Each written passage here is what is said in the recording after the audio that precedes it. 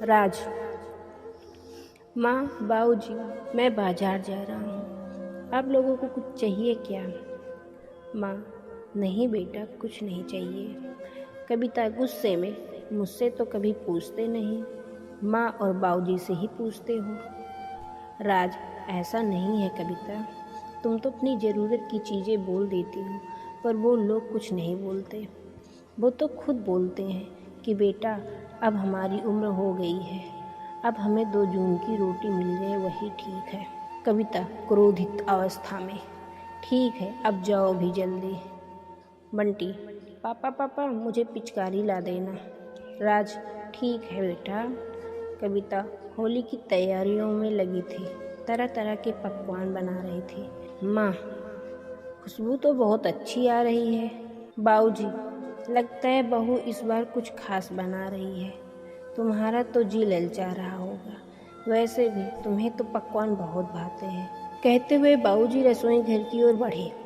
बाबूजी, बहू इस बार कुछ अलग पकवान बना रही हो क्या? खुशबू तो बड़ी अच्छी आ रही है बाहर। तुम्हारी माँ के मुंह में पानी आ रहा है। कविता, नहीं नहीं बाबूजी, ऐसी कोई बात नहीं है। बुढ़ापे में आप लोगों को कुछ ज़्यादा ही सूंघने की आदत हो गई है। बाबूजी, तुम्हारी नाक बहुत तेज हो गई है। बहू कोई पकवान नहीं बना रही है। माँ, ओहो, मुझे लगा कि अब तो मिलेगा पकवान खाने के लिए। खैर।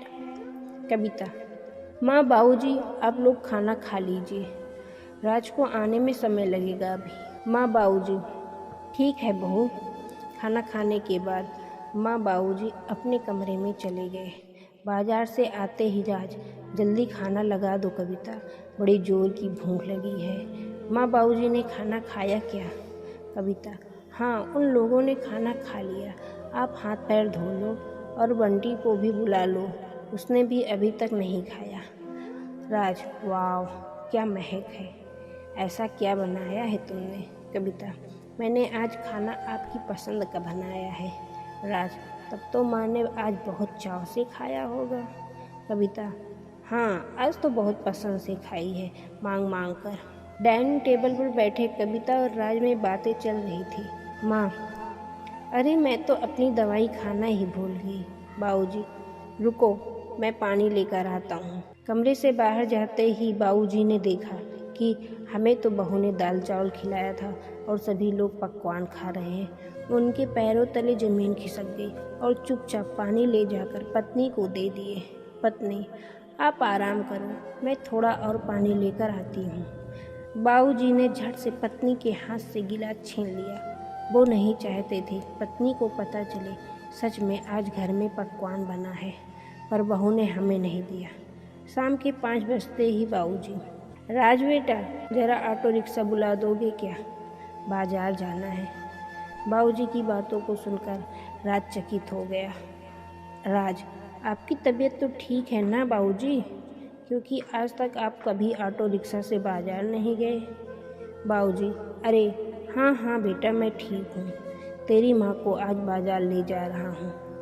पत्नी, ये कहाँ लेकर आए हो? बाबूजी, राम राम चिंटू बेटा, कैसे हो? आज अपनी दादी को अपनी दुकान की सबसे अच्छी अच्छी मिठाइयाँ खिलाना। पत्नी को बोलते हुए, तुम्हें आज पकवान खाने का दिल कर रहा था, अब तुम्हें जो खाना है जी भर के खा लो, फिर ना बोलना कि खिलाया नहीं। कुछ दिन बाद राज बाबूजी से, आज मेरी दुकान वाले चिंटू से लड़ाई हो गई बातों ही बातों में। बोल रहा था कि कुछ दिन पहले माँ और बाबूजी आए थे, उनका कुछ उधार बाकी है, कब दोगे? अरे माँ तो कहीं जाती नहीं, कुछ लोगों को झूठ बोलने की आदत हो जाती है, मैंने भी बहुत भला बुरा बोला उसे। बाबूजी ने सोचा कि अब बात बिगड़ सकती है, तभी लज्जित अवस्था में बोले, राज बेटा, चिंटू सच बोल रहा है। तुझे याद है तेरी माँ और मैं एक दिन बाहर गए थे, मैं तेरी माँ को खिलाने के लिए ले गया था। उस दिन घर में बहू ने पकवान बनाए थे, इसका जी ललचा रहा था, तुम्हारी माँ को मिला नहीं खाने के लिए, इसलिए मैं तुम्हारी माँ को बाहर ले गया खिलाने के लिए। इसी महीने तुम्हारी माँ का चश्मा भी टूट गया था, तो दूसरा बनवाना पड़ गया। कुछ पैसे तो उसी में खर्च हो गए थे। बेटा, मेरे पास 150 मात्र रुपए थे। जिसमें से 50 रुपये ऑटो रिक्शे को दे दिए मैंने, बाकी के 100 रुपये दुकान वाले को दे दिए और पैसे बाद में दे दूंगा बोल दिया था। इस बार बहू ने पॉकेट खर्च भी। बोलते बोलते मानो बाबूजी का सर झुका जा रहा था। क्या करता बेटा, तेरी माँ को खिलाए बिना मुझे चैन नहीं आ रहा था। तभी राज को उस दिन की बातें याद आती कि कविता ने तो बोला था कि माँ तो बहुत चाव से खाई है, मांग मांग कर। और उसे ये भी याद है मैंने तो कविता को हर बार के जितने ही पैसे दिए थे बाबूजी को देने के लिए, पर कविता ने।